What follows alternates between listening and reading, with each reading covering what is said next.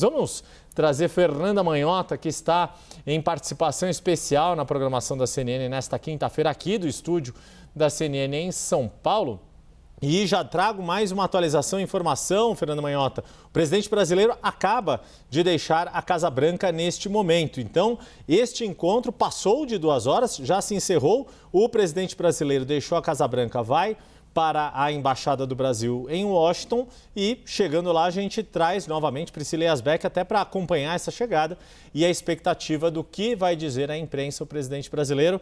Mas, Fernanda Manhota, até agora, o que sabemos, além do cardápio, dos participantes destas cenas, né, fazendo um pouco de análise geopolítica e semiótica, a foto ali dos dois sorrindo, uma foto bem amistosa entre os dois presidentes das duas maiores democracias do Ocidente. Oi, Yuri, Débora, boa tarde a vocês, a todos que seguem nos acompanhando aqui hoje no 360. Eu que já venho dos bastidores e que sigo até o hora H, estou no verdadeiro batidão da maratona de Trump e Lula.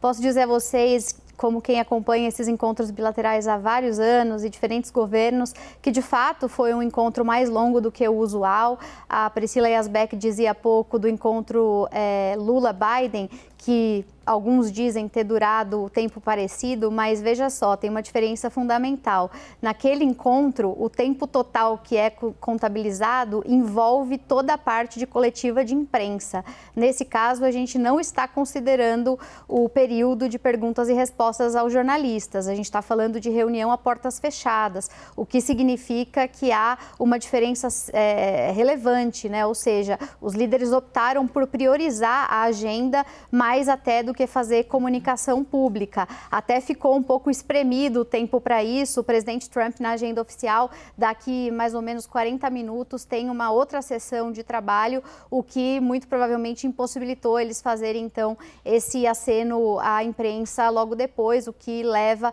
o presidente Lula a falar direto da embaixada. A gente vem tratando dessa reunião como uma reunião estratégica, Yuri e Débora, em algumas dimensões, né? Primeiro, pelo que você mesmo levantou, Yuri, que é o aspecto simbólico, né, semiótico, do aceno público. Então, é sair na foto, é tentar perceber um pouco desse jogo de cena, das afinidades, de como eles se tratam, de como eles se recebem.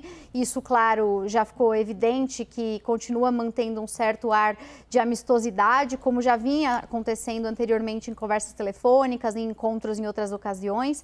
Depois tem uma segunda dimensão que eu destacava mais cedo aqui, que vale a pena resgatar, que é a dimensão, eu diria, até pedagógica, porque sabemos que os dois presidentes têm visões de mundo muito diferentes, né? Participam e pertencem a espectros político-ideológicos muito diferentes, e mesmo a agenda que tem potencial de cooperação, ela também envolve divergências muito importantes, né? Em todas as áreas que estão sobre a mesa. Então, havia uma expectativa, e ainda há, vamos esperar a manifestação de algum dos lados, por enquanto, de que o presidente Lula saísse dessa conversa com uma sinalização que vai para além do próprio governo brasileiro, que serve de lição para outros líderes do mundo. Quer dizer, dá para manter relação pragmática e estável com o governo americano de Donald Trump, ainda que não se tenha exatamente convergência em todos os campos? Essa era uma pergunta que essa reunião se pretendia responder.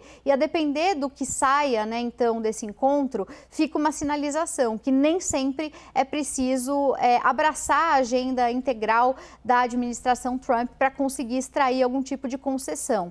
Ou ao contrário, né, o Brasil, então, levando uma invertida e ficando claro que os Estados Unidos querem exclusividade. Essa resposta, ela está sendo observada pelo mundo todo, porque tem outros líderes que gostariam de entender um pouco como isso vai se manifestar. Então, tem aí um efeito de, talvez, demonstração pública para a diplomacia internacional. E, por fim, é claro, obviamente, né, as agendas que são típicas da relação em si, da relação entre os dois países. Eu diria que o nosso tripé desse encontro, né, o que estava no cardápio, para além ali do avocado, para além do bife, para além da panacota, basicamente envolvem, como a gente já explorou bastante aqui na nossa programação, comércio, tecnologia e, sem dúvida nenhuma, segurança, né? Quando a gente fala em comércio, o foco é em evitar novas tarifas e tirar o Brasil dessa rota de colisão, que é a rota de tratar o país como alguém que pratica comércio desleal. Essa investigação que está em andamento na USTR, que é o braço de comércio dos Estados Unidos. Não à toa, o líder desse braço está participando, né? Participou da reunião diretamente. Ele que é considerado um falcão das tarifas, alguém que costuma ser muito duro e costuma implementar tarifas bastante severas, ser favorável a essas tarifas, já criticou o Brasil publicamente, criticou os BRICS. Então, muito importante essa agenda de comércio que o presidente Lula vai defender. É uma espécie de tentativa de desarmar a bomba, né? Antes que voltem as tarifas contra o Brasil, antes que elas reapareçam num formato ainda mais complicado do que da vez anterior, vai o presidente Lula aos Estados Unidos tentar modificar esse cenário eventual. E no caso da tecnologia, me parece que inclusive há uma correspondência, porque os Estados Unidos têm uma necessidade de abastecimento de minerais críticos e terras raras, porque afinal de contas o mundo do futuro é o mundo que passa por esses insumos, e nesse momento hoje ainda os Estados Unidos, que são os maiores consumidores, dependem da provisão da China. E eles não querem depender da provisão da China, de Taiwan e etc. Querem praticar uma outra modalidade de abastecimento, né, de suprimento dessas cadeias, que é pela lógica do que eles chamam de friendshoring, né, depender de gente que eles considerem aliadas, confiáveis, próximas, como é o caso do Brasil.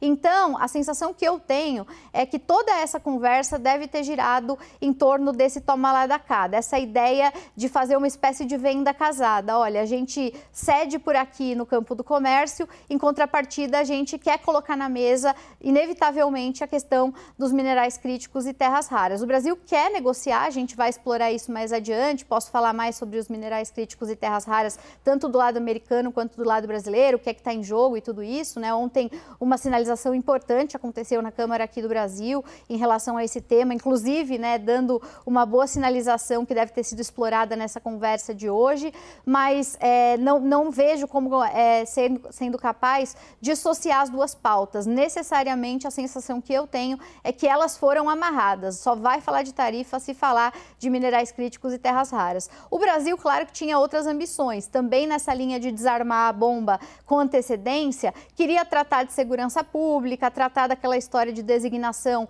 do PCC e do Comando Vermelho como grupos narcoterroristas e tal, mas não sei se houve muito espaço nessa conversa. Os meus bastidores aqui me dão a sensação de que isso ficou, nesse momento, numa conversa talvez um pouco mais em segundo plano. Certamente tocaram em temas geopolíticos mais amplos, China, Cuba, eu tenho certeza que passaram por isso, mas não acho que foi o foco, acho que a gente ficou mesmo, foi no campo econômico comercial. Yuri, esse é meu palpite, vamos ver o que diz o presidente Lula na sequência.